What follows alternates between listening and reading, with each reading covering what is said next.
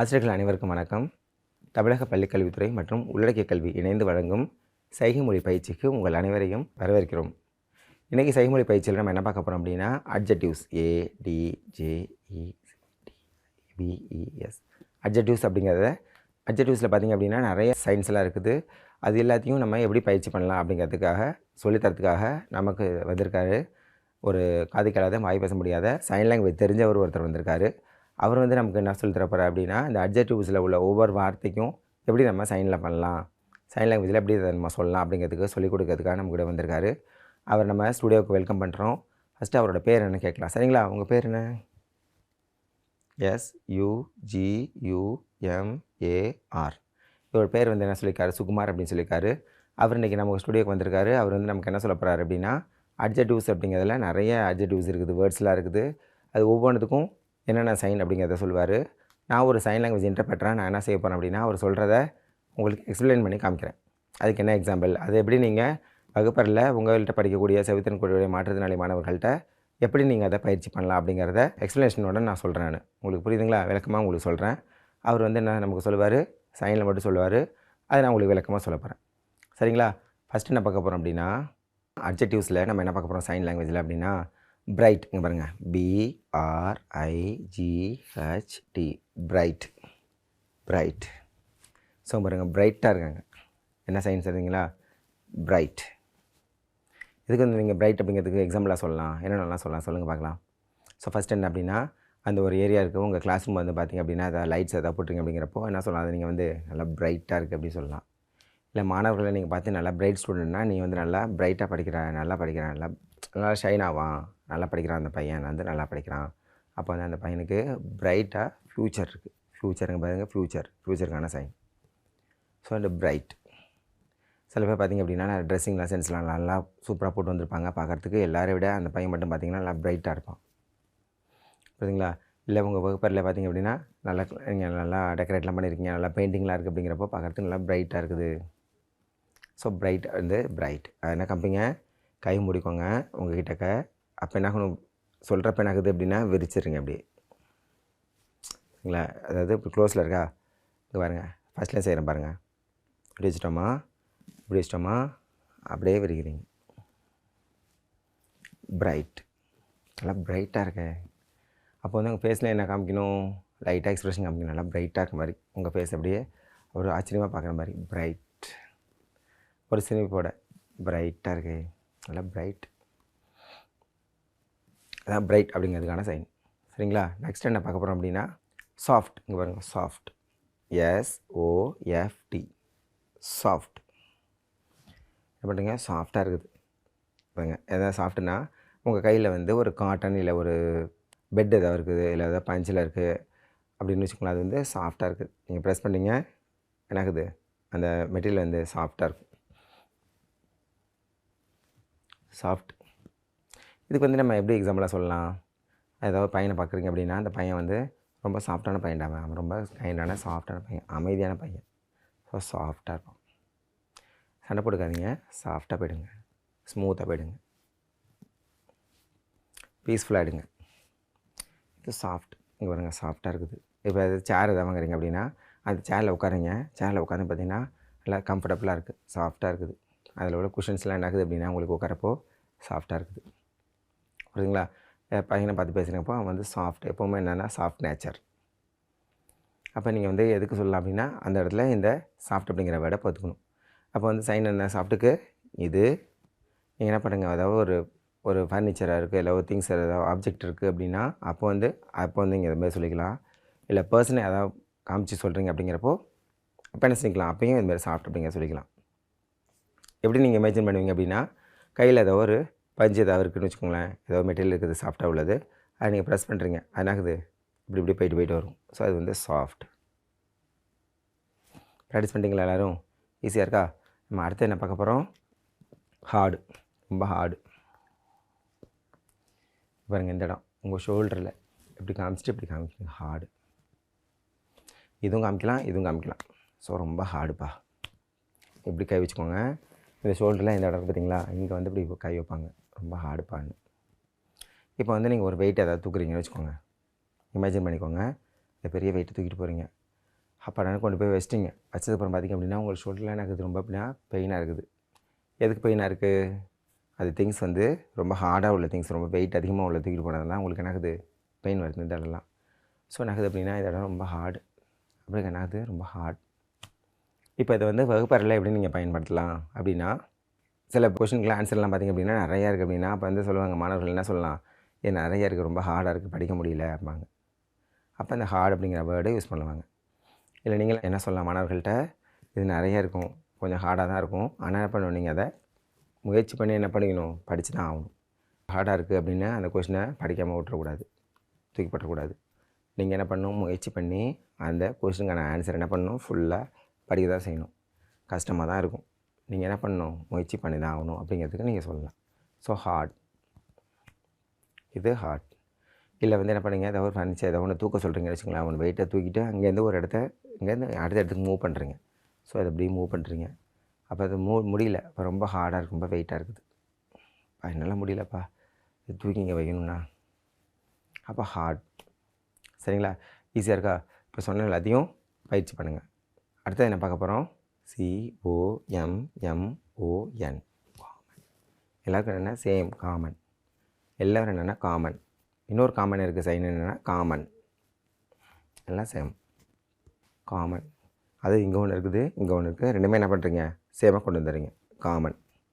இப்போ வந்து பார்த்திங்கன்னா இது எங்கே யூஸ் பண்ணலாம்? உங்கள் மாணவர்கள் வந்து பார்த்திங்க அப்படின்னா, நீ வந்து பெஸ்ட்டு, நீ வந்து ஒஸ்ட்டு அப்படின்லாம் பார்க்கக்கூடாது. எல்லாருமே என்னது, சேம், எல்லாருமே காமன் தான். பாய்ஸ் மேலே கேர்ள்ஸ் கீழே அப்படிலாம் இல்லாமல் பாய்ஸ் கேர்ள்ஸ் எல்லாமே என்னது அப்படின்னா காமன் தான், சேம் தான். எல்லாது என்னது, மேலே கீழே அப்படி கிடையாது, சமம், காமன். எல்லாருக்கும் சேம், எல்லாருக்கும் காமனாக இது உண்டு. எல்லோரும் காமனாக என்ன பண்ணணும், இது எக்ஸாமுக்கு வரணும். எல்லோரும் காமனாக டைமுக்கு என்ன பண்ணணும், வரணும், படிக்கிறதுக்கு வரணும். எல்லாருக்கும் காமன், எல்லாருக்கும் காமன் ஃபாலோ பண்ணுங்கள். புரியுதுங்களா? காமன் அப்படிங்கிறப்ப என்ன செய்கிறோம், காமன். இப்போ வந்து நார்மல் பசங்க இருக்காங்க, ஹியரிங் இம்பேர்ட் ஸ்டூடெண்ட்ஸ் இருக்காங்க, அவங்களுக்கு வந்து என்னது அப்படின்னா பாடம் கம்மி, இவங்களுக்கு வந்து பாடம் அதிகம், இவங்களுக்கு வந்து அதிகம், இவங்களுக்கு வந்து கம்மி அப்படிலாம் கிடையாது. எல்லாருக்குமே காமன், காமன். எல்லாருக்குமே என்னது, காமன் அப்படிங்கிறது கொண்டு வராங்க. புரியுதுங்களா? எல்லா இடத்துலையும் எல்லாருக்கும் பார்த்திங்கன்னா ரெஸ்பான்ஸ் வந்து காமன், சமம். இவங்க பெரியவங்க, இவங்க சின்னவங்க அப்படிலாம் கிடையாது. எல்லாருமே என்னது, சமம், எல்லாருமே சமம். புரியுதுங்களா? காமன் அப்படிங்கிறதுக்கான சைன். பயிற்சி பண்ணுங்கள். அடுத்து என்ன பார்க்க போகிறோம் நம்ம, NEW, நியூ. நியூ இங்கே பாருங்கள், பின்னலேருந்து என்ன பண்ணுங்கள், புதுசாக அப்படி கொண்டு வரீங்க, நியூ. புரியுதா? நியூனா என்னென்னு, எதுக்காக நியூங்கிறோம்? இது வந்து என்னென்னா, இங்கே பாருங்கள், உங்கள் கையை வந்து பின்னாடி உட்காந்து வச்சுக்கோங்க. அங்கே வந்து என்ன பண்ணணுன்னா, கை ஓப்பனில் எல்லா ஃபிங்கரும் பிரித்து தான் இருக்கணும். இந்த இடத்துல ஃபஸ்ட்டு 2 ஃபிங்கரை மட்டும் இப்படி இங்கே இப்படி வைக்கணும்ல, இது வந்து பின்னாடி வச்சுக்கோங்க. ஓப்பனில் இருக்கா? அங்கே என்ன பண்ணுங்கள், அங்கேருந்து ஃப்ரண்ட்டில் கொண்டு வரப்போ என்னாகுது, 2 விரல் மட்டும் சேர்க்குறீங்க. பின்னாடி இருக்கும் கை, அங்கேருந்து கொண்டு வரீங்க, சேர்க்குறீங்க. விரிஞ்சிருக்கா பாருங்கள், விரிச்சிருக்காண்ணா. இப்படி சைடில் வச்சுக்கிறேன், அங்கேருந்து கீழே கொண்டு வரப்பேன், ஃப்ரண்ட்டில் கொண்டு வரப்பேன், என்ன பண்ணுறேன், 2 விரலை சேர்த்துட்றேன், மீதி 3 விரலை சேர்க்கல. அப்படி தான் அவர் செய்கிறார். அது ஓப்பனில் வந்து கிளேயில் க்ளோஸ் பண்ணுவாங்க. சில பேர் அங்கேருந்தே க்ளோஸ் பண்ணியே கொண்டு வருவாங்க, அதுவும் ஓகே தான். நமக்கு தேவை என்னென்னா பேக்லேருந்து என்ன பண்ணணும், ஃப்ரண்ட்டுக்கு வரணும். புரியுதுங்களா? இப்போ என்னது, நியூ. நியூ. ஸோ நியூ அப்படிங்கிறப்ப இதுக்கு எக்ஸாம்பிள் சொல்லலாம், சொல்லுங்கள் பார்க்கலாம். தெரியுதா? நியூ. நீங்கள் சில பேர் பார்த்தீங்கன்னா நியூவாக இந்த கிளாஸை பார்ப்பீங்க, வீடியோ பார்ப்பீங்க, அது நியூ. வேறு என்ன நியூ இருக்குது? இப்போ வந்து உங்களுக்கு கிளாஸ் ரூமில் பார்த்தீங்க, அதாவது புதுசாக சில மாணவர்கள் வந்து சேர்ந்துருப்பாங்க, அது நியூ ஸ்டூடெண்ட். நியூ பாருங்கள், நியூ ஸ்டூடெண்ட். இப்போ இது நியூவாக என்ன பண்ணலாம், உங்கள் பசங்க பேகு வாங்கியிருக்கலாம், அது நியூ. கிளாஸ் ரூம் வந்து பார்த்திங்கன்னா வேறு இடத்துக்கு மாறி என்ன பண்ணலாம், அங்கே உட்காந்துருக்கலாம், புது பில்டிங்கை வச்சுருக்கலாம். நியூவாக ட்ரெஸ்ஸு வாங்கியிருக்கலாம், நியூ. இல்லை பென்னு பென்சில் எதாவது எழுதுறாங்கன்னா அது கூட என்ன பண்ணலாம், என்னது ஓல்டு அதே பெண்ணாக வச்சுருக்க, பென்சில் அதே வச்சுருக்க, இதை தூக்கி போட்டுட்டு புதுசாக இங்கே பாருங்கள், புதுசாக பென்னு பென்சில் வாங்கு. பேக் பார்த்திங்கன்னா ரொம்ப நாள் ஆச்சு, ரொம்ப பழசாகிடுச்சு, கிழிஞ்சி அழுக்காக இருக்குது, தூக்கி போட்டுரு, புதுசாக பேக்கு வாங்கு. புரியுதுங்களா? செப்பல் பார்த்தீங்க, யூனிஃபார்ம் பார்த்தீங்க, ட்ரெஸ் பார்த்தா கிழிஞ்சிருச்சு, கலரே போயிடுச்சு. அப்போ இதை வச்சுட்டு என்ன பண்ணு, புதுசாக ட்ரெஸ் ட்ரெஸ் யூனிஃபார்ம் வாங்கு. இது புதுசு. ஸோ புதுசு அப்படிங்கிறப்ப என்ன பண்ணலாம், புதுசாக புக் வாங்குறது, புதுசாக நோட் வாங்குறது, புதுசாக பென்னு பென்சில் வாங்குறது, பேக் வாங்குறது, எது வேணாலும் இருக்கலாம். ஸோ புதுசு அப்படிங்கிற என்ன செய்கிறோம், இது. நீங்கள் என்ன பண்ணலாம், உங்களுக்கு உங்கள் ஸ்கூலில் புதுசாக ஆசிரியர்கள் வந்திருக்கலாம். புதுசாக என்ன பண்ணுறீங்க, நீங்கள் இப்போது புதுசாக சைன் லாங்குவேஜ் கற்றுக்குறீங்க. இதே உங்களுக்கு என்னது புதுசாக இருக்கும், ஆனால் இன்ட்ரெஸ்டிங்காக இருக்கும். ஸோ என்னது புதுசு. இதுக்கு முன்னாடி யாரும் படிச்சிருப்பீங்களா, படிச்சிருக்க மாட்டீங்க. ஸோ இது வந்து என்னது, உங்களுக்கு சைகை மொழி பயிற்சி கொடுக்கணும்ல, இது வந்து என்னது, இது புதுசு. ஸோ இது என்னது புதுசுக்கு என்ன செய்கிறீங்க, பேக்கில் கை வச்சுக்கோங்க, கிட்டக்கு வரப்போ என்ன பண்ணுவாங்க பாருங்கள், அப்படியே கொண்டு வரேன். இல்லை அது மறந்துடுது, கஷ்டமாக இருக்குது அப்படின்னு என்ன செய்யுங்க, இங்கேருந்து ஜஸ்ட் இப்படி வச்சுக்கோங்க, சூப்பர் அப்படிங்கிற மாதிரி, அங்கேருந்து இப்படி கொண்டு வாங்க. அதுவும் சைன் தான், நியூ அப்படிங்கிறதுக்கான சைன், அதாவது புதுசு அப்படிங்கிறதுக்கான சைன். சரிங்களா? அடுத்து என்ன பார்க்க போகிறோம், பர்மனெண்ட். பாருங்கள், பி காமிக்கிறார், பர்மனெண்ட்டுக்கு காமிக்கிறார், பர்மனெண்ட்டுக்கு பி காமிச்சிட்டு இப்படி காமிக்கிறார். பர்மனெண்ட் அதே இடம் தான், பர்மனெண்ட்டாக அங்கே தான் இருப்பாங்க. பி காமிச்சிட்டு இப்படி காமிச்சிங்கன்னா பர்மனெண்ட். சில பேர் என்ன காமிப்பாங்கன்னா, பி காமிச்சிட்டு என்ன பண்ணுவாங்க, அப்படியே இப்படி கீழே கொண்டு வந்துடுவாங்க பர்மனெண்ட் அப்படின்னு. ஸோ இது பி காமிச்சிட்டு இப்படி காமிச்சிங்கன்னா அதே இடத்துல அவங்க பர்மனெண்ட்டாக இருப்பாங்க. சரிங்களா? ஸோ பர்மனெண்ட்டுக்கு என்னது, PERMENT, பர்மனெண்ட் அப்படிங்கிறதுக்கான சைனை சொல்லியிருக்கார். இது எங்கெல்லாம் யூஸ் ஆகும், நீங்களே பாருங்கள், படித்து பாருங்கள். எங்கே யூஸ் ஆகும், நீங்கள் வந்து ஒரு ஜாபில் இருக்கீங்க, உங்கள் ஜாப் வந்து பர்மனெண்ட் ஜாபு. இப்போ ஸ்கூல்லேருந்து கிளாஸ் ரூம் வந்து அது பர்மனெண்ட்டாக அதே ஸ்கூல் தான், பர்மனெண்ட் அதே ஸ்கூல் தான். கிளாஸ் ரூம் வந்து பார்த்திங்கன்னா பர்மனெண்ட் அதே கிளாஸ் ரூம் தான். புரியுதுங்களா? வேறு ஏதாவது எங்கெங்கெல்லாம் அது தேவையோ, இது ரொம்ப நாளாக அதே இடத்துல தான் இருக்குது. ஸோ அதே இடத்துல பர்மனெண்ட்டாக அதே இடத்துல தான் இருக்குது. ஏதோ ட்ரீஸ் இருக்குது, கார்டன் இருக்குது, உங்கள் டீச்சர்ஸ் ரொம்ப நாளாக இருக்காங்க அப்படின்னா அவங்களாம் பர்மனெண்ட்டாக அங்கே தான் இருக்காங்க. இது ரொம்ப நாளாக கிரவுண்டு அங்கே தான் இருக்குது. பர்மனெண்ட்டாக கிரவுண்டுக்கு அந்த இடம் வந்து பார்த்திங்க அப்படின்னா வேறு எதுவும் வராது, கிரவுண்டு பர்மனெண்ட்டாக அந்த இடம் தான் கிரவுண்டு. புரியுதுங்களா? ஸோ இது கேட்னால் இதான் என்ட்ரன்ஸ். இது பர்மனெண்ட்டாக அந்த இடம் தான், இந்த பக்கம் அந்த பக்கம்லாம் கிடையாது, ஒரே வழி தான், பர்மனெண்ட்டாக அதே வழி தான். ஸோ பர்மனெண்ட்டுக்கு பி காமிக்கிறேன்னா பர்மனெண்ட்டுக்கு மேலே இந்த ரெண்டு வேலை பண்ணுங்க, இப்படி காமிச்சிருங்க. இது சரியாக வரல, மறந்துடுது அப்படின்னா பி காமிச்சிட்டு அப்படியே டவுன் பண்ணுங்கள். பர்மனெண்ட் நிரந்தரமாக இருக்கிறது. புரியுதுங்களா? இதை நீங்கள் பயிற்சி பண்ணுங்கள். அடுத்து என்ன பார்க்க போகிறோம், பாசிபிள். POSSIBLE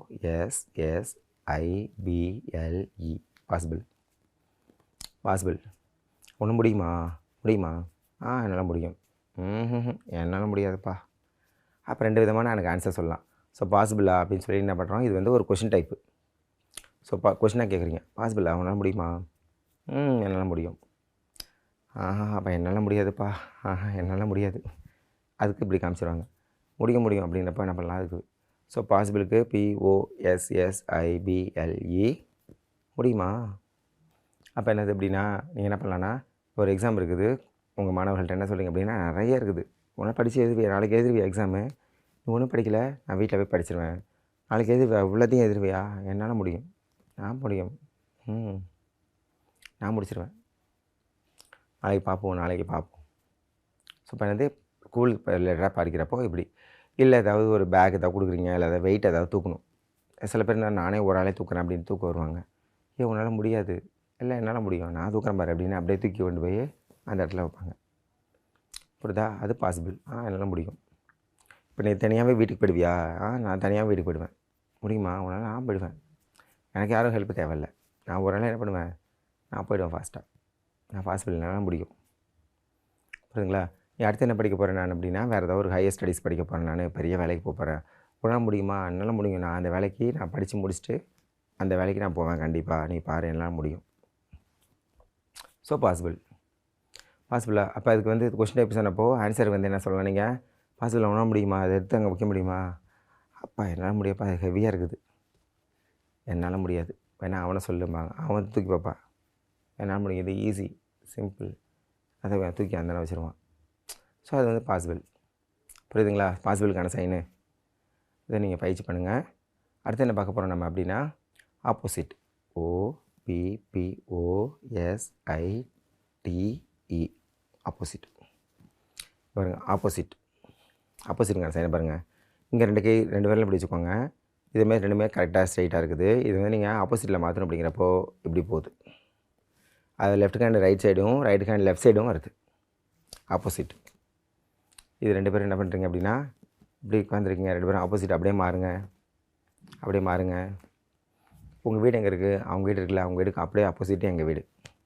புரியுதுங்களா? உங்கள் வீடு எங்கே இருக்குது அப்படின்னு கேட்குறீங்க. அந்த வீடுக்கும் இன்னொரு பையன் வீடு அங்கே பக்கத்தில் இருக்குது. அப்போ அவங்க வீடுக்கு ஆப்போசிட், இவங்க ஆப்போசிட்டாக அவன் தானே வீடு. இப்போ ஒரு பையன் ஒரு ஸ்டூடெண்ட் இருக்கான், அந்த பையன் நல்லா படிக்கிறான். அதுக்கு ஆப்போசிட்டாக இன்னொரு பையன் பார்த்தீங்க அப்படின்னா அவன் படிக்கிறதே இல்லை. அப்போ என்னது? ஆப்போசிட். ஸோ ப்ளஸ் அப்படின்னு வச்சுக்கோங்களேன், அதுக்கு ஆப்போசிட் என்னது? மைனஸ். ஸோ இது ப்ளஸ், இது ஆப்போசிட். இப்படி இருக்கிறது என்ன பண்ணுங்கள், இது லெஃப்ட் ஹேண்டு, இது ரைட் ஹேண்டு. லெஃப்ட் ஹேண்டு என்ன செய்யுது? ரைட் ஹேண்டு போகுது. ரைட் ஹேண்ட் என்ன செய்யுது? லெஃப்ட் ஹேண்டு பக்கம் வருது. ஆப்போசிட்டாக இருக்குது. புரியுதுங்களா? நான் வந்து உங்கள் மாணவர்கள்ட்ட சொல்கிறீங்க, அவங்க பார்த்தீங்கன்னா தப்பாக வேறு ஒன்று பண்ணிடுறான். நான் சொல்கிறத எதையும் செய்ய மாட்டேன், எல்லாமே என்ன அப்படின்னா நீ ஆப்போசிட்டை தான் பண்ணுற. ஸோ ஆப்போசிட், அதுக்கு எக்ஸாம்பிளாக சொல்லலாம். சரிங்களா? அடுத்து என்ன பார்க்க போகிறோம்? சாட்டிஸ்ஃபைட். SATISFIED.